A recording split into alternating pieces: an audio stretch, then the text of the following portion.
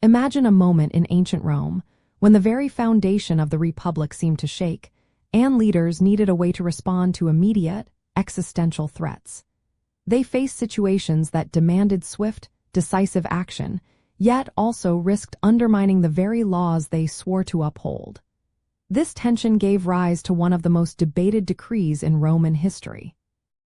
The Senatus Consultum Ultimum, often abbreviated as the SCU, was controversial because it granted magistrates extraordinary powers that blurred the lines between executive action and judicial process, effectively allowing them to bypass normal legal protections in the name of state security.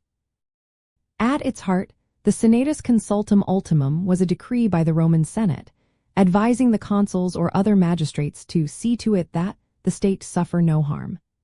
It was intended as an emergency measure, a last resort to protect the republic from grave internal threats, such as widespread civil unrest or powerful individuals attempting to seize control.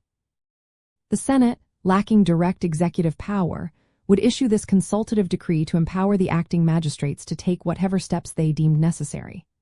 However, the controversy stemmed from the vagueness of what no harm entailed, and critically, the lack of defined limits on the power granted.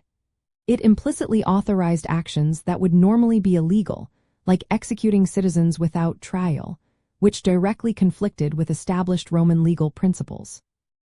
This decree allowed politicians to justify extralegal actions, essentially granting them a license to use force against Roman citizens perceived as enemies of the state, without the due process usually guaranteed by law.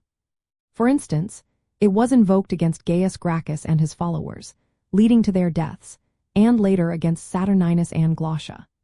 Its most famous application was during the Catilinarian conspiracy, when Cicero used it to execute conspirators without trial. Each invocation, though often framed as preserving the republic, eroded the constitutional norms and fostered a climate where political opposition could be violently suppressed under the guise of emergency. One of the key legal principles it circumvented was the asterisk provocatio ad populum asterisk, or the right of appeal to the people, which allowed any Roman citizen condemned to death or flogging to appeal their sentence to the popular assembly. The Senatus Consultum Ultimum effectively suspended this right, giving magistrates the power to act without fear of legal reprisal for their emergency actions.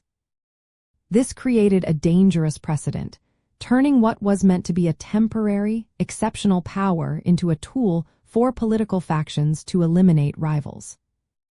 Ultimately, the Senatus Consultum Ultimum highlights a fundamental dilemma within the Roman Republic: how to balance necessary executive power during crises with the protection of individual liberties and the rule of law.